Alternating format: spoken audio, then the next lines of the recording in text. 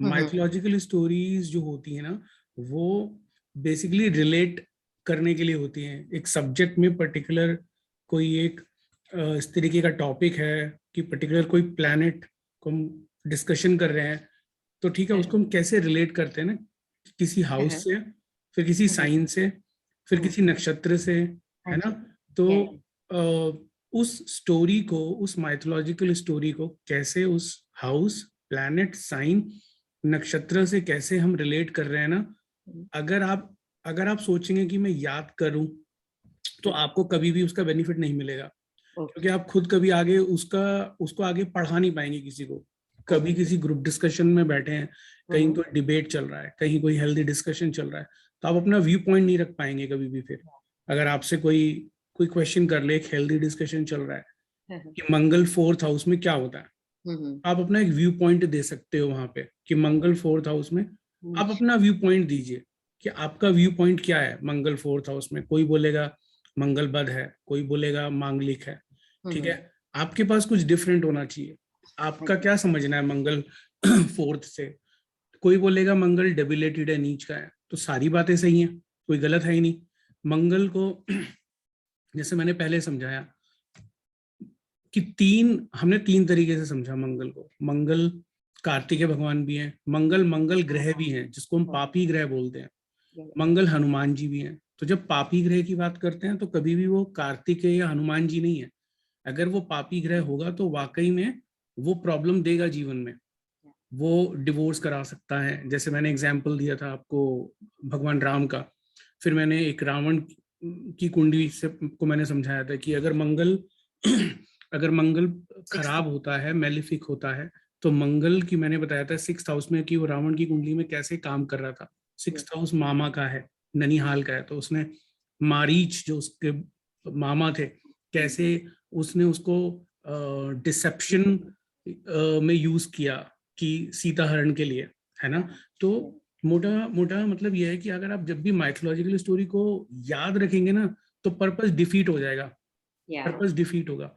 जैसे मंगल 4th house में अगर हम समझना चाहते हैं। मैं एक क्वेश्चन कर लूं बीच में? हाँ बस अच्छा क्वेश्चन है, इस मंगल से हटके एक क्वेश्चन।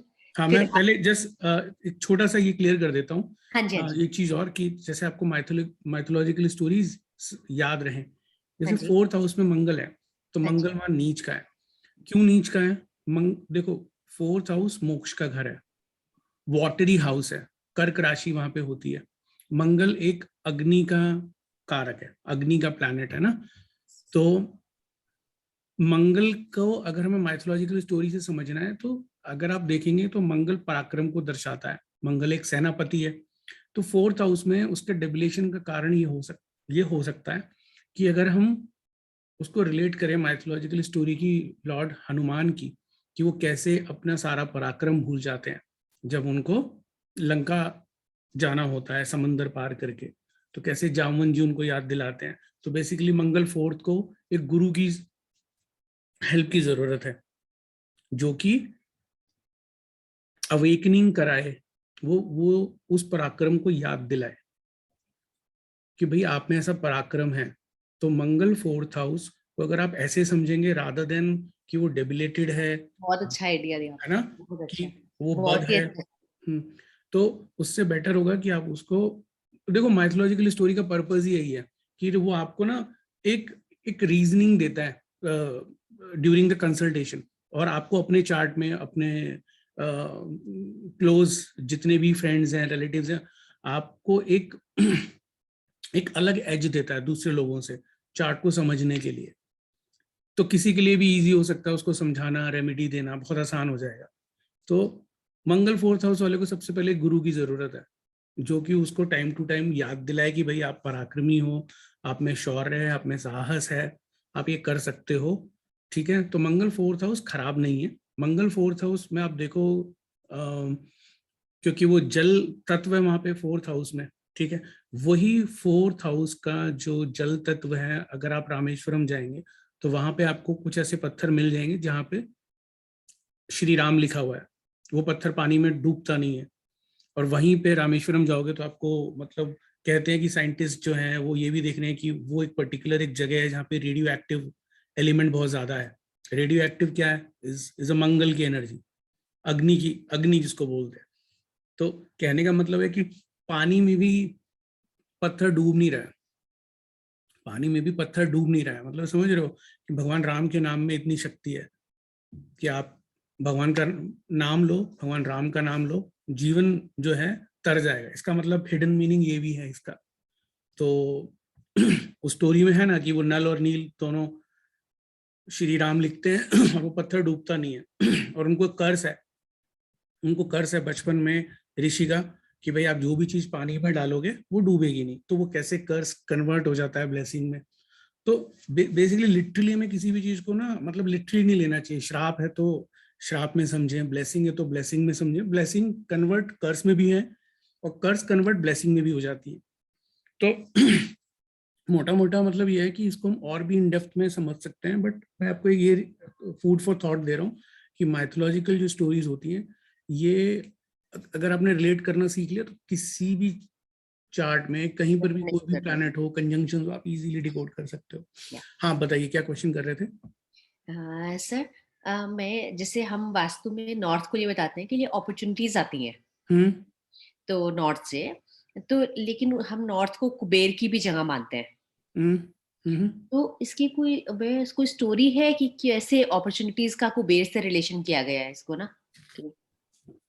कुबेर का इससे बेसिकली क्योंकि सर वास्तव में अगर आपका नॉर्थ, जैसे क्या हुआ, जैसे किसी क्लाइंट ने बोला कि अपॉर्चुनिटीज तो आती हैं लेकिन वो कन्वर्ट नहीं हो पाती, तो इट मीन्स कि मुझे था कि इनका नॉर्थ अच्छा है।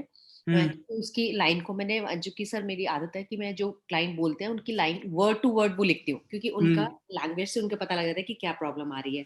तो एक ने बोला कि मेरी अपॉर्चुनिटीज तो बहुत आती हैं लेकिन वो कन्वर्ट नहीं हो पाती, तो इट मीन्स कि उनका नॉर्थ तो ठीक है, बट लेकिन मुझे कि नॉर्थ के देवता कुबेर भी हैं। तो कोई ऐसी मतलब लाइक आपकी माइथोलॉजी में कुछ ऐसे है जिसमें वो हम उसका नॉर्थ ईस्ट में मतलब कहीं ना कहीं प्रॉब्लम है कि कन्वर्जन नहीं हो पा रहा है लास्ट का। तो सर इसलिए पूछा कि नॉर्थ का कोई अपॉर्चुनिटीज आने का कोई रिलेशन है, क्योंकि माइथोलॉजी से जब आप किसी को बताते हैं या खुद समझते हैं तो वो बड़ा अच्छा एक इम्पैक्ट आता है। तो नॉर्थ ही क्यों अपॉर्चुनिटीज के लिए, कुबेर ही क्यों? कुबेर को तो हम मानते नहीं अपॉर्चुनिटीज का आने का। एक्चुअली क्या है कि जहाँ तक मैं अभी समझ पा रहा हूँ देखो नॉर्थ जो है ना वो मतलब वाटर एलिमेंट से जुड़ा हुआ है। वाटर एलिमेंट अगर आप देखोगे तो समंदर है, समंदर में अगर आप देखोगे तो समुद्र को लक्ष्मी जी से डिनोट किया जाता है, ठीक है, मतलब पैसे से डिनोट किया जाता है। तो लक्ष्मी जी का जो बताते हैं कि एक कहानी में कि लक्ष्मी जी का जो जन्म है वो समुद्र मंथन से हुआ था, वो वहां से निकली थी क्योंकि वो विष्णु जी को छोड़ के चली गई थी। तो वापस समुद्र मंथन का एक और औचित्य ये भी था मंथन कराने का कि प्राइमरी रीजन तो ये था कि भाई उससे अमृत निकले तो वो उसका पान देवता कर लें तो वो इंद्र को अपना जो है मतलब अपना जो उसे राज्य है उसे वापस मिल जाए, इंद्र की जो गद्दी है उसे वापस मिल जाए, क्योंकि वो दुर्वासा ऋषि के श्राप के कारण वो छिन गई थी।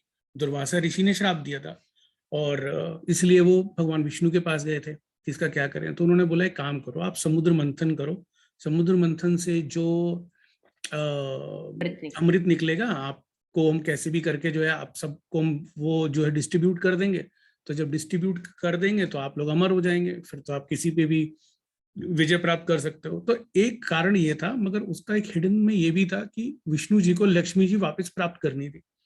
तो अगर आप देखोगे तो समुद्र में सबसे ज्यादा बताते हैं कि अमूल्य वस्तुएं लक्ष्मी जी को अगर डिनोट किया गया है तो वो कैसे, मतलब जैसे अमूल्य वस्तुएं क्या क्या हो सकती हैं, मतलब हीरे जवाहरात हो सकते हैं, डायमंड्स हो सकता है ना, इस तरीके की चीजें हो सकती है, तो वो समंदर में होती हैं। तो वहां से इसका एक रिलेशनशिप है। और वैसे भी ये कुबेर की कई कई जगह इनको बताया गया है कि ये कुबेर की भी इनको जो है पुत्री बताया गया है, ठीक है। और तो इसलिए कुबेर का जो संबंध है वहां पे वो लक्ष्मी जी से है बेसिकली, क्योंकि वो वाटर को रिप्रेजेंट करता है, आप समझ रहे हैं। और अगर आप पढ़ेंगे नाड़ी ज्योतिष पढ़ेंगे तो बोलते हैं ना कि ईस्ट जो है वो मतलब जो ईस्ट की जो डायरेक्शन है वो पहला घर डिनोट करता है। सेवेंथ जो हाउस है वो डिनोट वेस्ट को करता है, जो शनि की जो डायरेक्शन है। तो फर्स्ट हाउस डिनोट करता है सूर्य की, जो यहाँ से सूर्य भगवान निकलते हैं। फिर साउथ में जो दिशा है वो है मंगल की, ठीक है, जहाँ पे यम की जगह है, और कहते हैं सुग्रीव और बाली का जो जो रहते थे वो भी उसी दिशा में रहते थे, ठीक है। और जो सेवेंथ है वो पश्चिम की दिशा है, जहाँ पे सन सेट होता है। फोर्थ जो है वो दिशा किसका है, मतलब वो बेसिकली लक्ष्मी जी की दिशा है वो। तो क्योंकि वो उनकी पुत्री भी कहीं ना कहीं के रूप में भी जानी जाती है, इसलिए ऐसा कुबेर स्थान उसको बोला गया है, ठीक है। तो जब आप पढ़ोगे ना नाड़ी ज्योतिष में, तो नाड़ी ज्योतिष में से 4 हाउसेस को बताया गया है। तो डायरेक्टली कुबेर से अच्छा है बेसिकली हम उसको जो है उससे समझें, क्या कहते हैं, लक्ष्मी जी से समझे फोर्थ हाउस को, क्योंकि देखो फोर्थ हाउस सुख का स्थान भी है, घर जिसे बोलते हैं, है ना, घर। और जब किसी के भी घर में बेसिकली लक्ष्मी जी किस रूप में होती हैं, वाइफ के रूप में होती हैं, मदर के रूप में होती हैं, है ना, एक सिस्टर के रूप में भी हो सकती हैं, बेटी के रूप में भी हो सकते हैं। तो फोर्थ हाउस को आप ऐसे भी समझो। अब कन्वर्ट नहीं हो रही अपॉर्चुनिटी, तो उसके लिए आपको जस्ट उससे ऑपोजिट डायरेक्शन का घर भी देखना, वो होता है 10th। देखो क्यों देखना है, सिंपल सा रीजन है। जीवन में किसी का भी जो घर चलता है, चाहे वो जॉब है या बिजनेस है, वो 10th हाउस से ही चलता है। मोटा मोटा बात करते हैं, क्योंकि वो कर्म का घर है। वैसे हम सारे घरों को नहीं जा रहे, फिलहाल मोटा मोटा समझ रहे हैं। ऐसे तो आप कहोगे फिर 7th बिजनेस हो गया, ये हो गया, 6 जॉब हो गया, ऐसे नहीं। फिलहाल 10th हाउस को समझो, वो कर्म है, ठीक है। तो अगर किसी की अपॉर्चुनिटीज कन्वर्ट नहीं हो रही, इसका मतलब है कि अपॉर्चुनिटीज नहीं कन्वर्ट हो रही, इसका मतलब, कहने का मतलब ये है कि काम ही नहीं है, ठीक है, काम नहीं आ रहा। कर्म को करेंगे तभी तो कुछ गेन होगा। तो कहने का मतलब है कि 10th हाउस को आप देखो, तो 10th हाउस में जो भी वास्तु की रेमेडी बनती है वो आप देखो। 10th हाउस में वहां पे उनके घर में साउथ में क्या है, साउथ में कोई विपरीत, कोई ऑपोजिट एलिमेंट तो नहीं है वहां पे, ये देख लो आप। वहां पे कुछ करेक्शन हो सकता है नहीं, ऐसे देख लो आप उसको। तो जिस घर को देखते हैं उससे ऑपोजिट भी देखते हैं वास्तु में, जो हम स्पेशली महावास्तु की बात करते हैं। तो फोर्थ में आपने देख लिया कोई एंटी एलिमेंट तो नहीं है, फिर उसके बाद आप स्ट्रेट अवे आप 10th हाउस यानी कि कुंडली का 10th हाउस भी देखो, और उसके अंदर आप उसकी दिशा भी देखो। और सबसे बड़ी बात है कि कुंडली किसी का भी वास्तु करने के लिए ना सिंपल, हाँ मतलब सिंपल उसको वास्तु के नजरिए से ना देख के ना उसकी पहले कुंडली भी देखा करो आप, कि कुंडली क्या कहती है। ये बात मैं आपको बता देता हूँ, अगर कुंडली में कोई दोष है तो सिर्फ और सिर्फ वास्तु करेक्शन काम नहीं करेगा। अगर कुंडली में कोई इनहेरेंट दोष है ना, मैं आपको बता देता हूँ, जैसे कुछ दोष इनहेरेंट बता रहा हूँ जिसको कुछ लोग नहीं मानते हैं, तो वो तो खैर कोई बहुत बड़ा मुद्दा नहीं है, कोई नहीं मानना ये तो अपनी चॉइस है। जैसे कि कोई कहता है 7.5, कोई कहता है पितृदोष, ठीक है, और कोई कहता है काल सर्प दोष। ये चीजें होती हैं, कोई माने या नहीं माने वो डिफरेंट थ्योरी है, बट जिसके ऊपर बीत रही है उसको तो आप बता ही सकते हो ना कि भाई ये उपाय कर लो, ऐसा कर लो। क्योंकि बिना, मैं बता रहा हूँ, कुंडली है तो वास्तु है, वास्तु से कुंडली नहीं होता, it's not a vice versa.